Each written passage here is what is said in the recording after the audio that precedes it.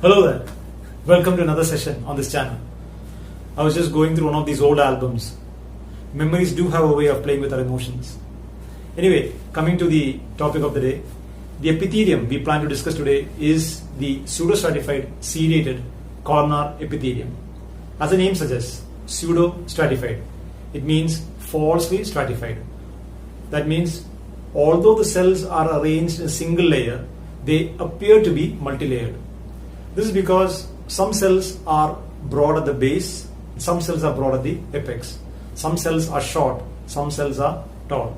So what happens is when one looks through the microscope, the nuclei have actually shifted to the broad areas of the cells.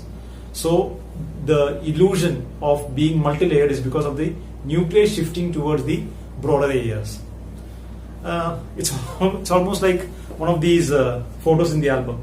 Like a friend shouts out, group photo, and then everybody comes in just running to make sure that they fit into that one frame. Guys of average height like me are pushed down, and the shoulders of my tall friends will be like on either side. And when the final photo comes out, you can see everybody is standing, but there is a wave or there's a multi-layer appearance because of the various heights of the people in between. In simple terms, this epithelium can be explained in that manner. So without further delay, let us see how does one go about schematically representing the pseudostratified sedated columnar epithelium. So you can see over here within the field of vision, I've already drawn the base membrane, and here I have already marked the reference line. The reference line has been marked a little higher than usual in the case of the pseudostratified sedated columnar epithelium. The main idea to mark this a little higher is so that we have enough wiggle room to adjust the height of the cells. So this is the first cell. Now when I bring the second columnar cell down, what I do is I bring it slightly closer to the previous one so that I can modulate or accommodate the smaller cells in between them.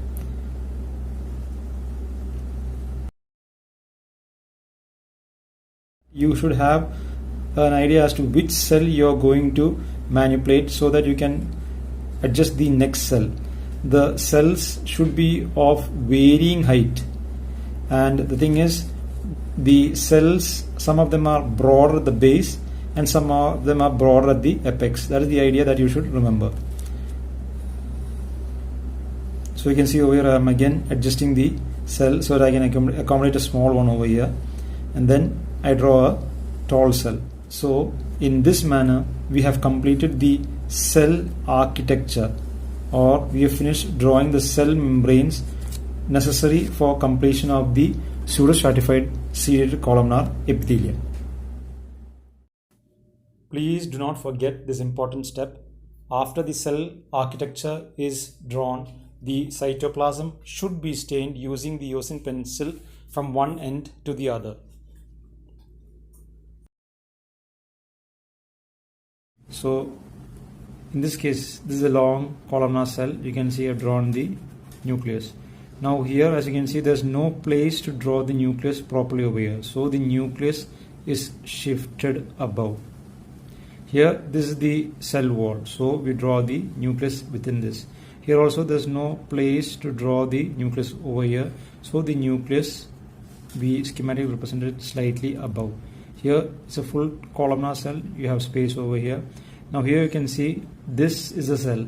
Okay, so there's no space to draw it below. So what we do is we draw the nucleus above. Here also, now this is the entire cell. So here we draw the nucleus below. But here, as you can see, there's no space to draw the nucleus over here. So the nucleus is shifted above. Now once the staining of the cytoplasm from one end to the other end is done, and we have also taken care of marking the nuclei, the final schematic representation of pseudostratified sedated columnar epithelium will look something like this, what we're seeing over here. So here we can see the tall cells, and you can also see the small cells of varying height that are jam-packed between them. You can see that all the cells touch the basement membrane. That is very, very, very important to note. Plus, depending upon the space available, the nucleus has shifted. upwards. So this is the final schematic representation of pseudo-stratified ciliated columnar epithelium. And since it is ciliated columnar epithelium, we have marked cilia at the free surface, as we had seen in the case of simple ciliated columnar epithelium. Now let us see a few mistakes that the students usually make when schematically representing this epithelium. The thing is, after taking the pain of making sure that all the cells have touched the basement membrane and keeping the cells of varying length, the students forget they are supposed to mark the nuclei at different heights. So what happens is, they will mark the nucleus like this, and then they will squeeze this nucleus in these tight spaces. They forget that the nucleus has to be placed at different heights, and they start squeezing the nucleus, which is seen at the same level throughout the entire diagram. So that representation is wrong. Another common mistake that the students commit, they start drawing the columnar cells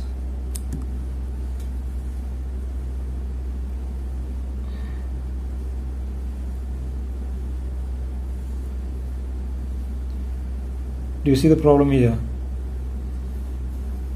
What happens is, they leave gaps between the cells.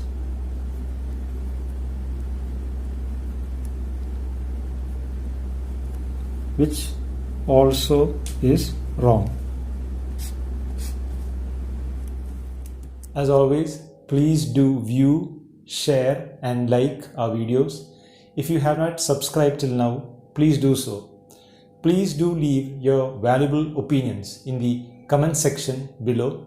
And until we meet again next time, stay safe, keep smiling, and God bless.